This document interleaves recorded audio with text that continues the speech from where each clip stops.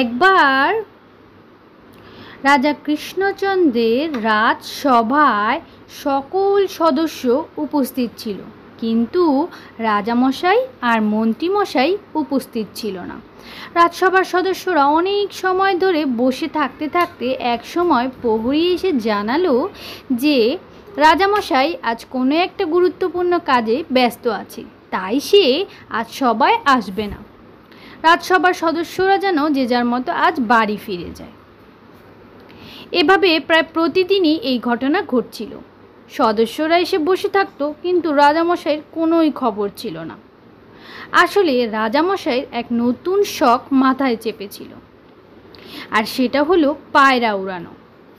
সে তার বাগান বাড়িতে গিয়ে পায়রা উড়াতো, আর তার সাথে সাথে মন্ত্রীমশাইও তাকে উৎসাহ দিত, কারণ তাতে তো মন্ত্রীমশাইয়েরই লাভ ছিল। সে প্রতিদিন রাজামশাইয়ের সাথে বাগান বাড়িতে আসতো আর রাজামশাইকে বলতো পায়রা উড়ানো এক অভিজাত্যের লক্ষণ, আর পায়রা উড়ানোর মধ্যে অনেক আনন্দও আছে। তাই সে নিজের স্বার্থ সিদ্ধির জন্য প্রতিদিন রাজামশাইকে খাঁচা ভর্তি করে পায়রা এনে দিত, আর সে মোহরগুলো তার পকেটে পুরত।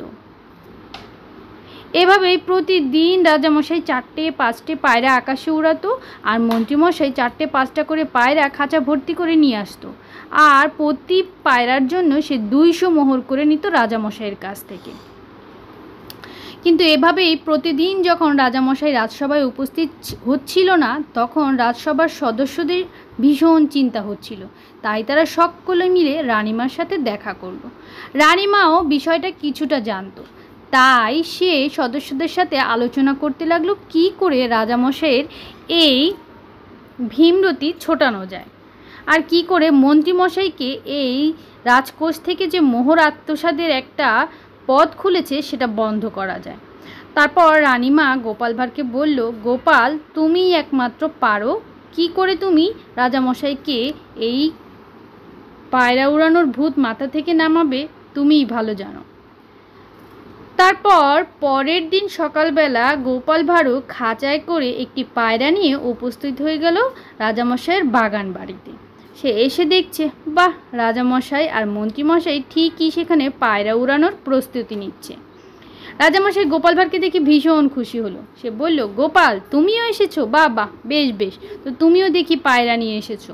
চলো আজ আমরা একসাথে পায়রা উড়াই, দেখি কার পায়রা ভালো উঠতে পারে। গোপাল ভাঁড় বলল, বেশ তো রাজামশাই, চলুন আজ আমিও আপনাদের সাথে পায়রা উড়াবো।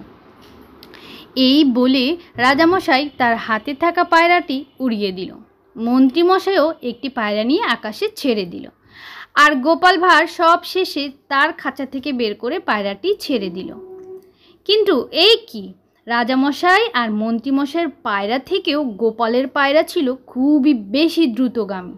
সে সেই 2টি পায়রাকে পিছনে ফেলে অনেক আকাশে উড়ে গেল খুব দ্রুততার সাথে, যা দেখে মন্ত্রী আর রাজামশাই ভীষণ অবাক হয়ে গেল।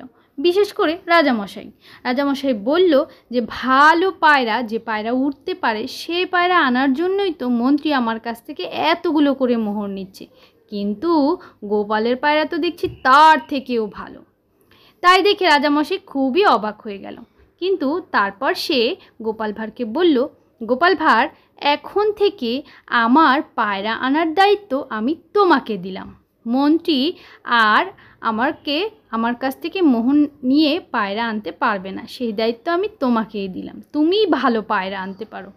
গোপাল ভাঁড় তো ভীষণ খুশি হলো, আর ওইদিকে মন্ত্রী মশাই তো রাগে গজগজ করতে লাগলো, কারণ তার তো মোহর কামাইয়ের পথটাও গেল। তখন গোপাল ভাঁড় বলল, বেশ রাজামশাই, আপনি তো মন্ত্রীমশাইকে একটি পায়রার জন্য 200 মোহর দিতেন, আমাকে অত দিতে হবে না, আমাকে 150 দিলেই হবে।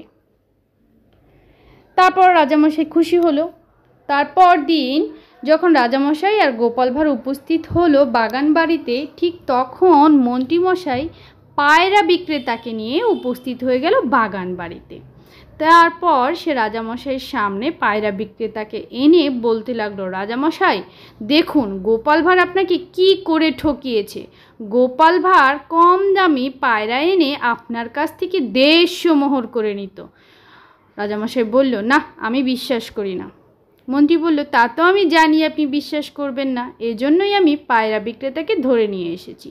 তখন পায়রা বিক্রেতা বলল, হ্যাঁ রাজামশাই, আমি একটি পায়রার জন্য 1 মোহর করে নিতাম। এই কথা শুনে রাজামশাই তো ভীষণ রেগে গেল। এত বড় জোচ্চুরি! একটি মোহরের পায়রা 150 মোহর করে আমার কাছ থেকে নিল গোপাল। এই জন্য গোপালকে কারাদণ্ড দেওয়া হবে। শুধুমাত্র কারাদণ্ড না, তাকে ফাঁসিতে ঝোলানো হবে। রাজামশাইয়ের কথা অনুযায়ী গোপাল ভাঁড়কে ধরে নিয়ে যাওয়া হলো এবং ফাঁসি দেওয়ার জন্য সব কিছু আয়োজন করা হলো। তারপর গোপাল ভাঁড় সেখানে উপস্থিত হয়ে সকলের সামনে রাজামশাইকে বলল, রাজামশাই আমি তো অন্যায় করেছি।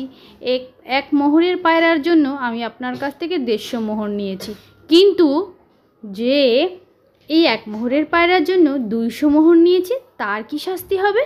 রাজামশাই বলল, কে করেছে বলো। তখন সে বলল, মন্ত্রী মশাই করেছে। রাজামশাই তো মন্ত্রীর উপর ভীষণই ক্ষেপে গেল। তারপর সে বলল, বেশ, তবে মন্ত্রীরও একই শাস্তি হবে। তারপর গোপাল ভাঁড় বলল, রাজামশাই আরও একজন আছে। রাজামশাই বলল, কে বলো, তারও শাস্তি হবে।